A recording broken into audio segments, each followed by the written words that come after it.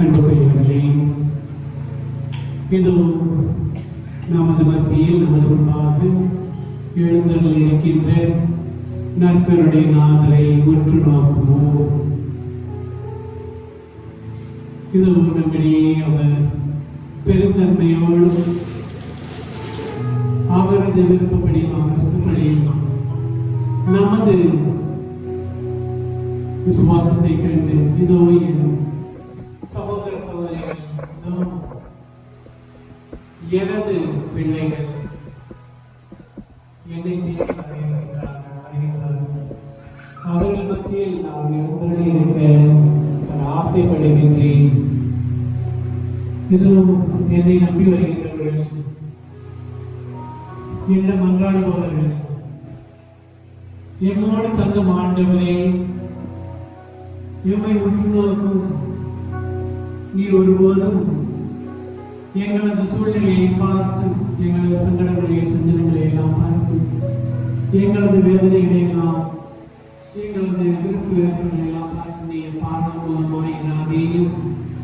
எங்களுக்கு இறங்கும், எங்களுக்கு வாரும், எங்களை ஆசிர்வதியும், எங்களோடு தங்கும் என்று சீடர்கள் சொன்னதை போன்று நாங்கள் உம்மை அழைக்கின்றோம். அன்போடும் வாரும் ஆண்டவரே, எங்களோடு தங்கும், எங்களது கூக்குரலுக்கு செவிசாயும், எங்களது இயலாமையை எல்லாம், எங்களது பாவங்களை எல்லாம் மன்னித்து நாங்கள் செய்கின்ற தவறுகள் குற்றங்கள் அனைத்தையும் பொறுத்து எங்களை ஏற்றுக்கொள்வோம்.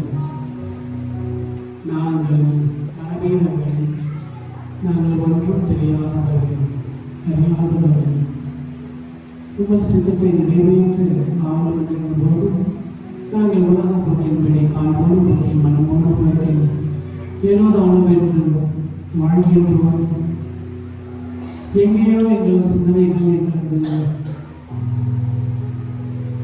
தீய கெட்ட நண்பர்கள், எங்களது வேண்டாத விருப்பான நிலைகள் கருங்களில் நாங்கள் சோர்ந்து போகின்ற நேரத்தில் சாத்தானின் சூழ்ச்சிகளால், பகைவனின் தந்திரத்தால் நாங்கள் இவ்வாறு மோசம் போய்விடுகின்றோம், வழிதவறி போய்விடுகின்றோம்.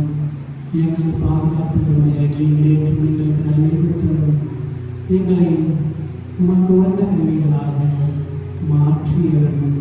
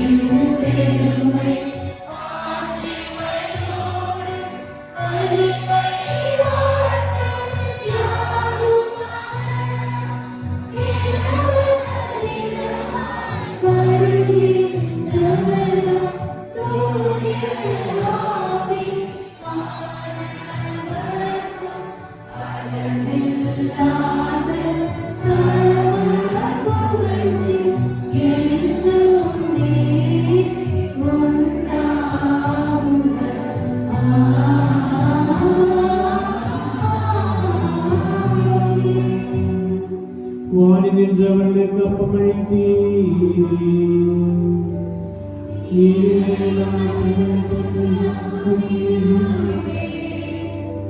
இறைவா, இந்த வியப்புக்குரிய திருவருட்சாதனத்திலே உம்முடைய திருப்பாடல் இணைவைகளுக்கு விட்டுச் சென்றீர். உமது திருவிழம் திருவிழத்தம் இவற்றின் மறைகளை வணங்கும் நாங்கள் உம்மை பின்பலனை இடைவிடாமல் அனுபவிக்க அருள்புரியுமாறு உம்மை மன்றாடுகின்றோம். என்றென்று வாழ்ந்து ஆட்சி செய்கின்றவர் நீரே.